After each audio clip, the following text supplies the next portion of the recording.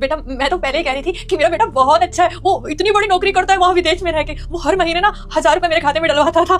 मैंने बोला भी था इनको कि आपकी साइड से ही गलती है, पर ये बोले कि नहीं आपका बेटा पैसे नहीं डलवा रहा। देख लिया आपकी मैनेजर साहिबा ने बता दिया ना सही सब कुछ। अब बेटा मेरे अकाउंट में पैसे आ जाएंगे। ठीक है बेटा, वो मैं बाहर सोफे पे बैठ के ना इंतजार कर लेती हूँ। हाँ माता जी, अब आप बिल्कुल परेशान मत हो। अब हर महीने आपके अकाउंट में 1000 रुपए आते रहेंगे। हमारी साइड से जो भी प्रॉब्लम हुई है उसके लिए मैं माफी चाहती हूँ। सनी, माता जी को आज के बाद कोई भी दिक्कत नहीं आनी चाहिए, ठीक है? आज तो पैसे आ जाएंगे अकाउंट में।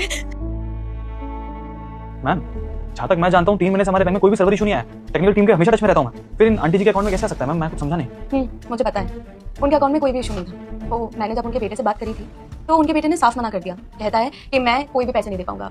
शहर में काम करने के बाद भी अपनी माँ के लिए उसके पास 1000 रुपए भी नहीं।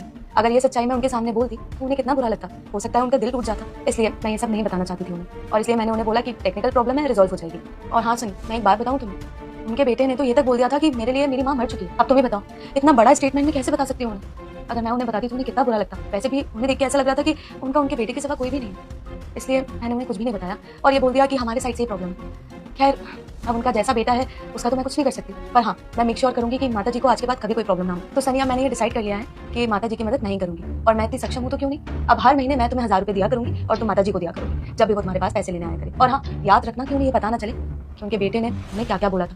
बस उन्हें एंड तक यही लगे कि उनका बेटा ही उनकी मदद कर रहा है। मैं नहीं चाहती कि उन्हें अगर सच पता चले तो पता नहीं उन्हें कैसा फील होगा, और ऐसा फील तो मैं बिल्कुल भी नहीं करवाना चाहती। ठीक है, और ये लो मेरा कार्ड, अब इसमें से 3000 रुपए निकाल देना और माता जी के अकाउंट में डाल देना, और उसके बाद 3000 रुपए उनकी ही अकाउंट से निकाल के उन्हें दे देना। ठीक है? श्योर मैम, लेकिन मैम मैं समझा नहीं, आप इनकी इस तरह से मदद क्यों कर रही हैं? आप जानती हैं ना, या फिर मतलब आज तक कभी आपने किसी के लिए ऐसा कुछ किया नहीं है, इसलिए अगर आप चाहें तो बता सकती हैं मुझे।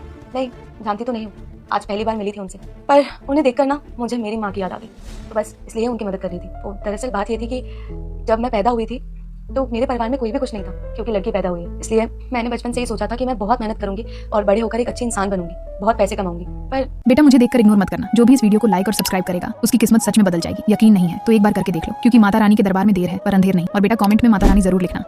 मेरे इस थॉट में मेरे माता पिता ने बिल्कुल भी साथ नहीं दिया, क्योंकि उनका कहना था कि एक लड़की कुछ नहीं कर पाती। इसलिए मेरे भाई को हर चीज में आगे आगे रखते थे। वो अच्छे स्कूल में पढ़ाते थे, अच्छी पढ़ाई करवाते थे, उसकी ट्यूशंस भी थे, पर मेरे लिए ऐसा कुछ भी नहीं था। मैं अपने हक के लिए बहुत लड़ी पर कुछ हुआ ही नहीं। मैंने सोच लिया था कि जिस दिन मैं एक बड़ी पोस्ट पे आ जाऊंगी ना, उस दिन अपने माँ बाप को बताऊंगी कि लड़कियां भी लड़कों से कम नहीं होती।